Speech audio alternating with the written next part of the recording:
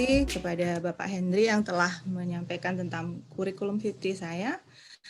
Pada siang hari ini, saya sampaikan ucapan terima kasih kepada DPP Patelki. Dalam hari ini adalah Bapak Ketua Umum, beserta dengan jajarannya, Ketua DPW Jawa Timur, Bali, dan Nusa Tenggara Barat.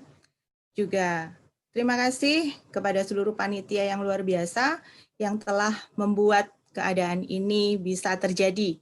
Webinar kolaborasi pada 4 Juli 2020. Saya akan menyampaikan tentang penata laksanaan pengambilan, pengepakan, dan pengiriman spesimen COVID-19. Saya sapa dulu untuk para ATLM yang luar biasa di seluruh Indonesia, yang begitu luar biasanya karena membantu dalam hal pelaksanaan pengambilan sampai dengan pengiriman COVID-19 tanpa ada keluhan. Ya, baik. Selamat siang, salam sejahtera untuk kita semuanya. Pada siang hari ini, penata laksanaan pengambilan, pengepakan, dan pengiriman spesimen COVID-19 akan kita sampaikan dengan hasil akhirnya adalah metode real-time PCR. Apabila tadi sudah disampaikan oleh Bapak Arsyadin tentang metode antigen antibody dan metode yang menggunakan secara imunologi, tetapi pada saat ini kita harus menyamakan persepsi bahwa kita akan menuju ke pemeriksaan real-time PCR. Baik, latar belakang yang melatar belakangi keadaan di sini adalah coronavirus adalah suatu keluarga besar virus yang menyebabkan penyakit, dimulai dari suatu gejala yang ringan sampai dengan yang berat. Tanda dan gejala umum infeksi COVID-19 antara lain gejala gangguan pernafasan akut seperti demam, batuk, sesak napas, dan hasil rongsen menunjukkan adanya invitat pneumono luas di kedua paru. Kita masuk kepada pengelolaan spesimen. Hasil tes pemeriksaan negatif pada spesimen tunggal, terutama spesimen berasal dari saluran pernafasan atas, belum tentu mengindikasikan ketiadaan infeksi. Oleh karena itu, harus dilakukan pengulangan spesimen, dilakukan pengambilannya, dan pengujian spesimen. Spesimen saluran pernafasan di bagian bawah sangat direkomendasikan pada pasien dengan gejala klinis yang parah dan progresif. Agenda hari ini, tujuan sharing ilmu pada webinar saat ini akan kita agendakan. Lalu apa sih yang akan diperlukan pada saat penata laksanaan? Dan kapan waktu pengiriman yang tepat? Lalu hasil yang dapat diperoleh itu kapan? Tujuan kita adalah merupakan suatu tujuan yang pasti. Sebagai penentu diagnosa pasti, kita harus memiliki yaitu keakuratan. Sampel yang kita ambil harus akurat. Hasil yang kita keluarkan harus dapat dipercaya, tetapi semuanya itu harus mempunyai tujuan pada saat kita mengikuti SOP adalah aman untuk petugas dan juga aman untuk lingkungan. Aman untuk petugas artinya petugas tidak terpapar. Aman untuk lingkungan dan lingkungan itu sendiri juga aman, tidak ada yang terpapar dari kita. Tujuan akhir dari suatu pemeriksaan yang dimulai dari pre-analitik adalah tujuannya untuk pelaporan secara global di dalam gugus tugas yang telah setiap hari disampaikan pelaporannya oleh gugus tugas pusat. Nah, pada saat ini kita akan mencoba untuk mempelajari, untuk sharing ilmu tentang cara penata laksanaannya. Kembali kepada hakikatnya, suatu keadaan di laboratorium memiliki the quality insurance cycle. Jadi kita harus mengutamakan kualitas. Dari mana sih kualitas itu? Pertama dari pre-analitiknya. Pasiennya sendiri seperti apa? Sampel apa yang bisa kita ambil? Personel kompetensi harus selalu kita jaga. Dan lalu sampel tersebut kita terima, sampel tersebut kita proses, sampel tersebut kita kemas, dan kita kirim menggunakan sampel transportasi apa. Entahkah kita menggunakan sampel transportasi darat atau udara, karena akan sangat berbeda. Lalu pada saat analitik, kita tahu bersama bahwa quality control testing itu sangat diperlukan. Dan selanjutnya adalah post analitik. Nah, ternyata pada suatu kuesioner, pada suatu keadaan yang di mana dilakukan penelitian, proporsi kesalahan pemeriksaan laboratorium tidak ada berubahnya dari tahun 2006 sampai dengan tahun 2012. Pre-analitik menempati proporsi kesalahan yang cukup tinggi, yaitu 46% sampai 68%. Pada 2006, seperti itu tadi nilainya, dan pada 2012 ternyata tidak ada perubahan.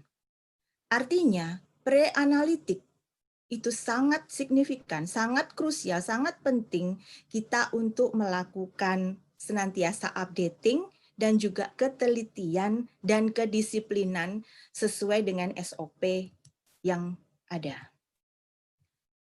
Pada saat kita akan melakukan pengambilan spesimen, di dalam pemikiran kita yang paling awal adalah kita harus mengetahui spesimen apa sih yang akan kita ambil. Pada saat kita akan memeriksa real-time PCR, maka kita harus mengambil usap nasofaring dan usap orofaring. Usap nasofaring dan orofaring ini harus kita ambil sesuai standarnya. Dan apa sih yang kita butuhkan selanjutnya untuk transport medianya? Transport medianya adalah viral transport medium dan juga swab dacronnya. Dan yang ketiga adalah bagaimana sih cara kita mengemasnya supaya itu aman pada saat dibawa, tidak terjadi paparan atau kontaminasi di luar. Dan yang keempat adalah untuk pengambilan apa lagi? Untuk pengambilan yang selanjutnya adalah sputum. Ini adalah pada trek saluran pernafasan bagian bawah. Dan yang kelima adalah bagaimana cara kita mengemasnya, walaupun tidak sesuai dengan UN. Kalau kita di wilayah Jawa Timur, bagaimana kita mengemasnya? Nah, pengenalan kita yang pertama adalah tentang viral transport medium. Viral transport medium itu larutannya harus steril, larutannya merupakan larutan isotonik, mengandung protein, mengandung antibiotik, dan juga ada buffering system pH, dan bisa ditambahkan indikator phenol rate. Contoh viral transport medium adalah Higgs Balance Salt Solution, HBSS, Viral Calt, MEM, dan lain sebagainya. Perlu saya garis bawahi di sini, seperti tadi pada narasumber kedua, Bapak Arsyadin sudah menyampaikan, apabila di dalam VTM ini sudah mengandung lysis buffer, maka hasil real-time PCR tidak ada hasilnya. Karena di situ akan dilakukan ekstraksi, nah di situ akan dikupas, dilisiskan si virus tadi dari RNA menjadi DNA yang lebih stabil, tapi kalau sudah dilisiskan di awal, nah itu akan menjadi percuma. Perbedaan VTM yang berwarna merah dan VTM yang berwarna bening itu sebenarnya hanya pada penambahan suatu zat. Apa sih yang ditambahkan pada saat VTM itu berwarna bening? Kalau VTM itu berwarna merah, dia berarti sudah mengandung phenol red. Jadi kita tidak perlu menambahkan lagi. Tetapi kalau memang kita ingin mengetahui pH-nya, kita harus menambahkan phenol red solution. Phenol red solution ini bisa dibeli secara langsung, ready for use, tetapi ada juga yang harus kita larutkan. Dari VTM, HBSS yang bening tadi ditambahkan phenol red, lalu kita harus aliquot ke dalam cryochup atau ke dalam botol biju, dengan volume tertentu, 1,5 sampai dengan 3 mili. Nah, tadi saya sebutkan di slide sebelumnya ada antibiotik. Antibiotik yang biasa dipakai untuk VTM adalah penicillin streptomycin. Nah, virus transport medium ini, apabila memang dia kita tambahkan pen strep tadi, kita harus simpan di dalam freezer -20. Karena si penicillin streptomycin atau antibiotik tadi tidak stabil pada kondisi di luar. Nah, tetapi ini adalah proses yang jangka panjang. Jadi misalkan kita memilikinya, lalu tidak ada kejadian seperti COVID-19 saat ini, maka kita simpan di -20 dan dia akan bertahan lama. VTM ini warnanya kuning itu adalah normal. Tetapi pada saat dia dicairkan, terlebih dahulu kita cairkan, dia akan berubah warnanya. Nah, hindari beku cair, freezing thawing kita hindari, sehingga kita tidak mendapatkan hasil VTM yang rusak. VTM yang masih bisa digunakan adalah pada kondisi yang warnanya lebih alkali.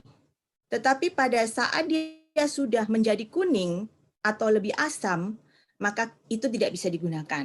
Kita harus buang. Selanjutnya, peralatan yang akan kita pakai atau bahan yang kita pakai adalah pengambilan dengan swab dacron atau rayon. Nah, di sini notifikasinya adalah jangan diganti dengan swab yang bergagang kayu. Wajib kita pakai yang bergagang plastik. Untuk alat pelindung diri, untuk pengambilan, kita pakai level 3. Ya, di situ ada tertulis pengambilan spesimen saluran nafas untuk pemeriksaan tersangka COVID-19. Goggles-nya wajib, masker N95, hands glove-nya. Kita usahakan menggunakan hands glove double, di dalam yang bersih dan di luar yang kotor, lalu coverall jumpsuit, dan boots.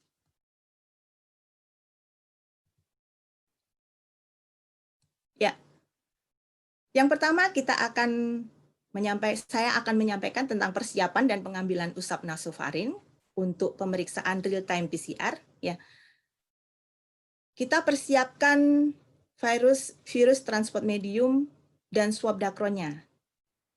Nah, lalu kita persiapkan VTM tadi dengan kita labeling VTM tadi pada botolnya. Kita label dengan nama lengkap, tanggal ambil, dan pengirim. Pengirim ini kita samakan persepsi, yaitu nama, lalu tanggal ambilnya, lalu dinas mana yang mengirim, dan bisa juga dari puskesmas mana. Dan yang ketiga adalah kita lakukan pengambilan melalui hidung ke arah septum bawah. Jadi pada saat kita lakukan pengambilan benar-benar pada septum bawah. Jadi masuk pertama kali lalu sampaikan kepada pasien untuk menarik nafasnya lagi. Nah, di situ akan kita lakukan pengambilan sampai ke septum bawah. Nah, itu baru nasofaring. Di situ baru kita nyatakan itu adalah spesimennya adekuat. Dan masukkan swab ke dalam VTM setelah kita mengambil dari hidung, kanan dan kiri, kita masukkan VTM tersebut ke dalam VTM dan kita potong gagangnya. Lalu jangan lupa kita menutup secara rapat. Ya. Potong gagangnya benar-benar di bawah dari tutup. Jadi ada leher botol itu jauh di bawahnya. Karena kalau kita masih pada posisi yang di atas, maka dia akan mengganjal dari tutup. Tidak akan bisa ditutup rapat, percuma saja. Nah, selanjutnya kita lilit dengan parafilm antara tutup dan badannya. Jadi jangan semuanya ditutup rapat, hanya antara. Dan cara melakukan pelilitan parafilm juga harus kita ketahui caranya. Jadi kita pegang satu sisi, lalu kita tarik dan kita lilitkan, tidak perlu sangat-sangat banyak, tidak perlu. Nah, selanjutnya adalah kita masukkan ke dalam plastik klip, yang di dalam plastik klip tersebut sudah ada absorbannya. Kita bisa pakai tisu. Nah, selanjutnya adalah proses pengepakan dan pengirimannya untuk pemeriksaan real-time PCR. Kita simpan pada suhunya adalah 2 sampai dengan 8 derajat Celcius. Jaga terus rantai dinginnya. Jadi pada saat kita habis mengambil, lalu kita masukkan ke dalam suhu 2 sampai dengan 8 derajat Celcius. Jangan dibawa misalkan dari rumah ke rumah nih kita datang, tetapi kita tidak membawa ice pack dan ice box-nya. Tapi kita bawa begitu saja di suhu ruangan. Jangan. Kita simpan pada suhu 2 sampai dengan 8 derajat Celcius karena ini adalah virus yang harapannya kita bawa. Mindset kita sebagai seorang ATLM, jangan lupa bahwa seluruh material yang berasal dari manusia, seluruh sisa hasil dari manusia, baik itu dari usap mata, usap telinga, dan lain sebagainya, itu adalah infeksius. Dan itu adalah mengandung suatu bahan, suatu zat renik yang dapat menginfeksi kita maupun lingkungan. Maka jaga rantai dinginnya, penyimpanannya harus benar-benar tepat. Dan selanjutnya adalah label box pengirim dan tanggal kirimnya.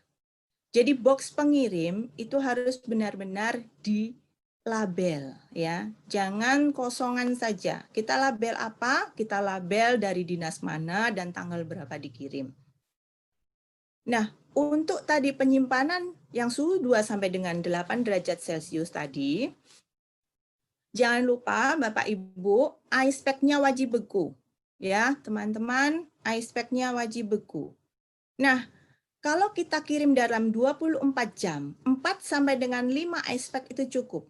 Tetapi pada saat sampai dengan 3 hari sampai di laboratorium pemeriksa COVID-19, maka kita menggunakan dry ice. Nah, ini tadi saya sudah sampaikan semuanya untuk pengambilan nasofaring. Dan saya tekankan, pastikan tidak ada obstruksi atau hambatan pada lubang hidung, karena kemungkinan ada polip dan lain sebagainya. Nah, seperti ini contohnya, jadi harus benar-benar diambil pada septum bawah.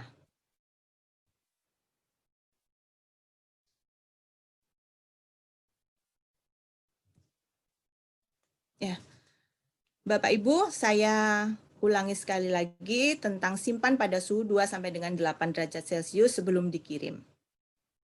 Jangan pernah dibekukan dalam freezer apabila dia sudah ada spesimennya. Kita simpan pada suhu 2 sampai dengan 8 derajat Celcius, tidak di dalam freezer. Ini cara untuk mengambil anak kecil, karena pada anak kecil akan sedikit berbeda perlakuannya dibanding dengan orang dewasa. Nah, anak kecil harus ditolong oleh ibunya, bapaknya, atau keluarganya, atau mungkin perawat yang lain yang bisa merangkul mereka dengan erat, kakinya juga harus ditahan supaya kita bisa mendapatkan sampel yang representatif, baik itu dari usap hidung maupun dari usap tenggorok. Nah, yang selanjutnya adalah kita mengambil dari, mohon maaf ini judulnya saya sepertinya belum rubah. Ini adalah untuk pengambilan usap orofaring. Jadi pada usap orofaring kita persiapkan sama seperti tadi. Pada usap orofaring kita persiapkan VTM. Tetapi VTM-nya ini adalah VTM yang sudah berisi usap nasofaring tadi. Nah, selanjutnya kita beri label, labelnya sudah ikut yang tadi. Lalu dilakukan pengambilan dari orofaring. Kita masukkan swab tadi ke VTM. Untuk pengambilan orofaring adalah pada bagian dalam ya, di dalam. Nah, itu kita swabkan 2 kali. Nah, setelah itu kita masukkan swab ke dalam VTM yang sama. Dan tadi adalah proses sebelum nasofaring kita beri palafilm dan plastik klip, maka orofaringnya sudah wajib kita masukkan. Pengapakannya sama seperti tadi, tetap jaga rantai dingin, dan box diberi label, lalu segera dikirim ke laboratorium pemeriksa COVID-19 yang sesuai dengan keputusan Menteri Kesehatan. Jadi posisinya adalah di bagian ini, pengambilan orofaringnya, dari kanan ke kiri ke kanan 2 kali, lalu setelah itu bisa kita masukkan ke dalam VTM. Ini bisa Bapak Ibu baca, saya berikan yang tertulis. Dan untuk pengambilan spesimen sputum, ini kontainernya wajib steril, bukan kontainer yang bertutup putih, tetapi yang bertutup kuning tertulis steril, atau yang bertutup merah yang bertulis steril, dan kadang ada yang dikemas satu persatu. Nah, juga kita persiapkan plastik klip atau plastik pembungkus kontainer, dan kemudian kita berikan namanya ya. Di kontainer tadi kita beri label, nama, lalu tanggal ambil, lalu siapa pengirimnya. Siapa pengirimnya adalah puskesmas dan atau dinas kesehatan. Nah, sputum kemudian ditampung dalam kontainer tersebut. Bapak Ibu, yang kita harus lakukan adalah sebenarnya triple packing standar. Kalau kita mengacu pada yang regulasi yang seharusnya, kita harus menggunakan yang seperti ini. Ya, jadi primary, secondary, dan outer container. Jadi outer kontainernya juga harus ada. Dan semuanya ini harus bebas atau tidak mudah pecah, tidak mudah break pada saat terbanting. Karena ada kemungkinan bisa jatuh dan lain sebagainya. Nah, kita ganti seperti apa sih? Kita ganti yang seperti tadi. Jadi kita menggunakan primary-nya adalah pot sputum, primary-nya adalah botol VTM atau cryotube, dan yang selanjutnya adalah plastik klip yang pertama. Dan kalau dia misalkan ada satu pasien diambil swab pertama dan kedua, maka swab pertama dan kedua harus dipisah. Dan sputum harus dipisah, plastik klipnya. Tetapi setelah itu kita masukkan ke dalam plastik klip yang lebih besar. Itu kita anggap sebagai secondary-nya. Dan outernya adalah kita pakai spesimen carrier box atau bisa diganti dengan styrofoam kalau itu di wilayah Jawa Timur. Ya, seperti ini. Pengepakannya kalau dia 24 jam, kita isi dengan ice pack beku sebanyak 4 sampai dengan 5 untuk menjaga suhunya 2 sampai dengan 8 derajat Celcius. Di bagian atasnya kita tutup menggunakan tutup spons ya, supaya tidak keluar dinginnya. Karena bagian atas adalah bagian yang rentan sekali dengan terkena paparan panas. Dan dia juga karena tutup, dia berkemungkinan untuk keluar dari sisi-sisi tutupnya. Alamat pengirim. Nah, kita akan mengirim bahan COVID-19 ini, kita kirim ke laboratorium pemeriksa COVID-19 yang dituju atau sesuai dengan petunjuk Dinas Kesehatan Provinsi. Nah, nama laboratorium pemeriksa yang sesuai dengan KMK itu harus betul. Jadi misalkan dikirim ke BBTKL, ya ke BBTKL. Ke Balai Besar Laboratorium Kesehatan Surabaya, ya ke Balai Besar Laboratorium ke Surabaya. Ke Rumah Sakit Dr. Sutomo juga harus sesuai, beserta dengan alamat lengkapnya. Dan jangan lupa Bapak Ibu, mencantumkan pengirimnya itu dari Dinas Kesehatan Kota, Kabupaten, atau Provinsi, dan alamat lengkapnya. Nah, sebelum kita melakukan pengiriman, jangan lupa saya sampaikan di sini, kita harus memberikan notifikasi kepada kontak person. Kalau kita mengetahui siapa kontak person yang kita tuju, maka kita lakukan kontak ke beliau. Untuk apa? Supaya bahan tersebut pada saat diterima, ada yang bertanggung jawab untuk menerima. Ini kalau di luar jam dinas. Kalau di dalam jam dinas tidak ada masalah, karena petugas pasti akan selalu ada. Nah, tetapi kalau di luar jam dinas, pada saat yang tengah malam, nah seperti itu kontak person wajib kita hubungi.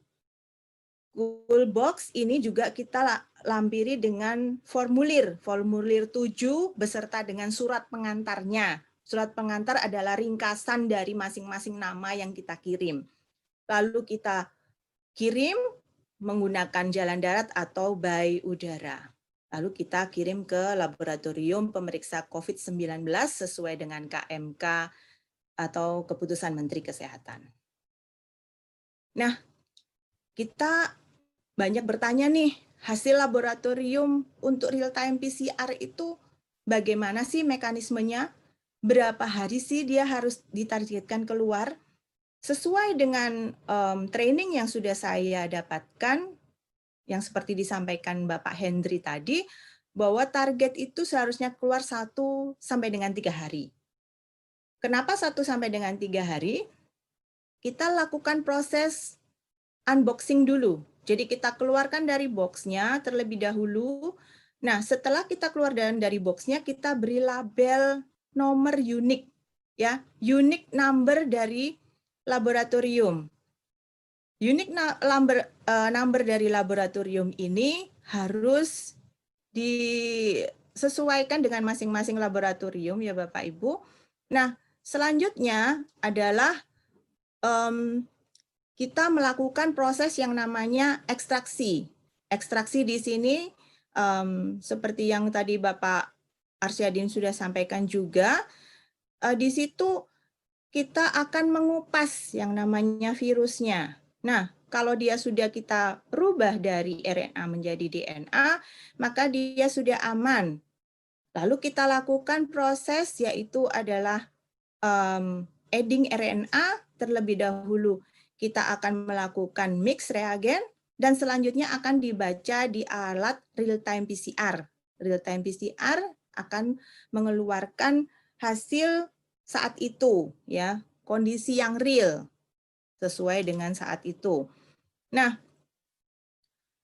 apa sih problem yang sering dihadapi oleh daerah atau para pengirim atau ahli teknologi atau siapapun yang melakukan pengambilan spesimen?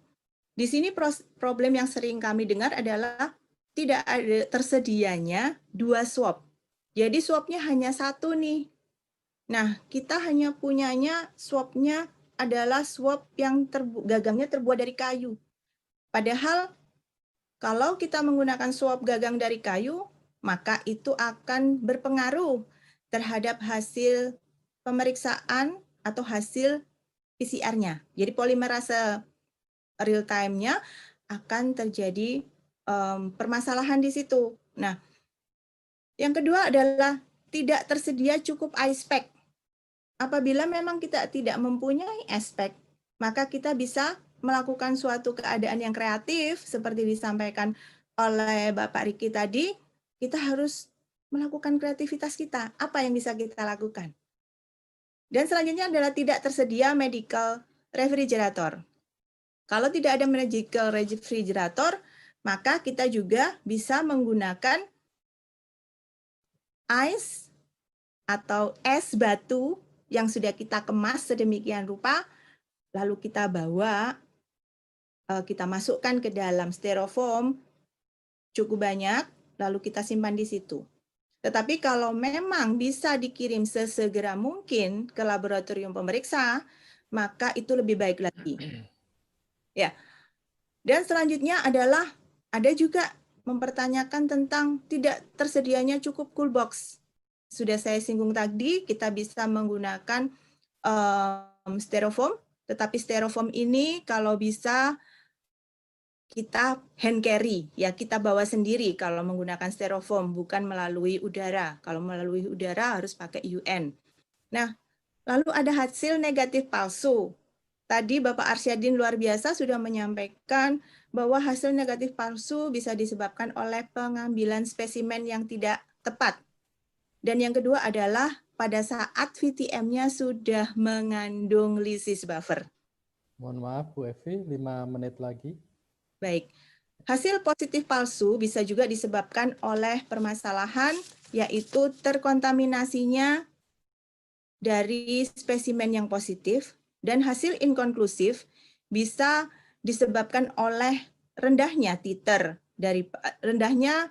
virus atau konsentrasi virus, dan juga oleh sebab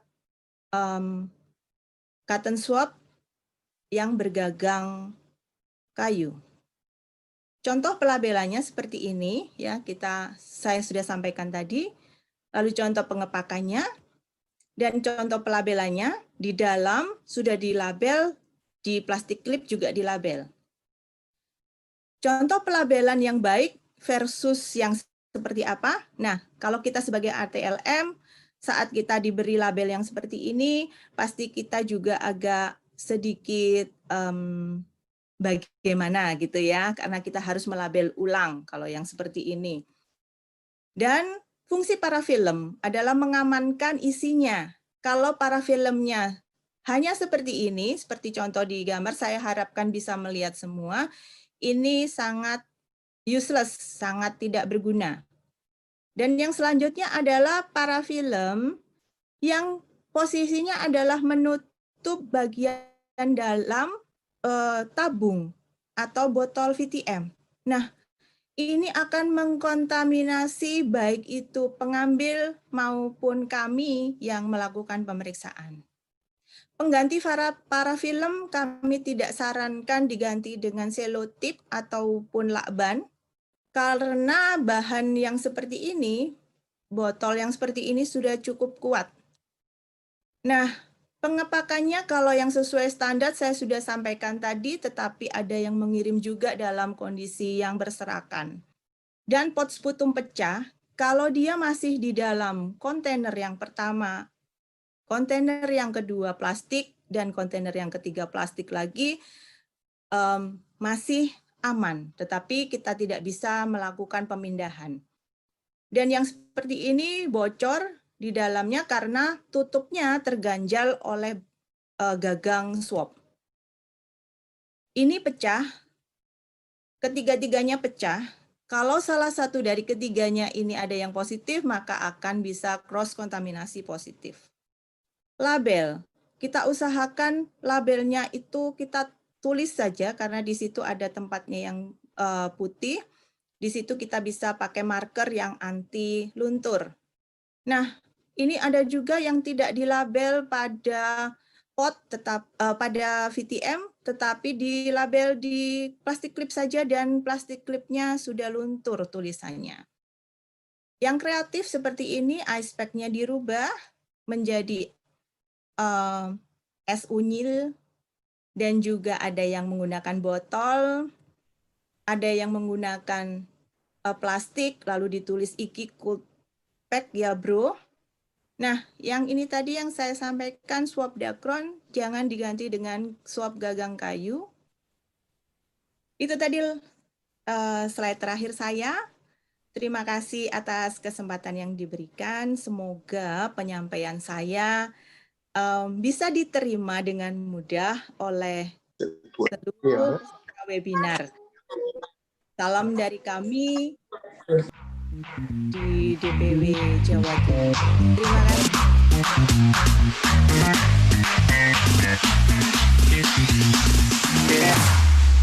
Here we go now.